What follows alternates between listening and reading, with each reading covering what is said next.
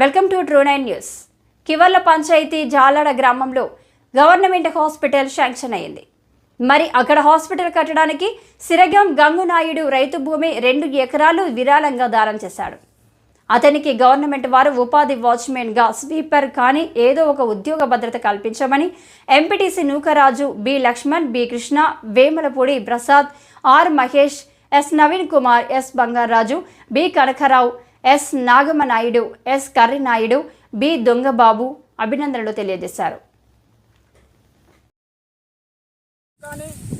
ప్రభుత్వం ఉన్న ఉద్యోగస్తులు కానీ గంగునాయుడు గారు హాస్పిటల్ ఉచితంగా ఈ భూమి విరాంగా సుమారు ఇంచుమించు 2 ఎకరాల భూమి ఉంటుంది. ఇది గవర్నమెంట్ హాస్పిటల్ కట్టడానికి ఉచితంగా ఇచ్చారు కాబట్టి సరిగ్గా గంగునాయుడు గారికి మరి ఉపాధి కల్పించాల్సిందిగా ప్రభుత్వం నుండి ఏమైనా ఉంటే ఉద్యోగం కానీ ఓ స్వీపర్ వర్క్ కానీ ఉన్నట్టయితే ఉచితం ఇచ్చిన శ్రీకాంత్ గంగునాయుడు గారికి ఉద్యోగం ఉపాధి కల్పించాలని ప్రభుత్వం వరకు మేము కోరుతున్నాం.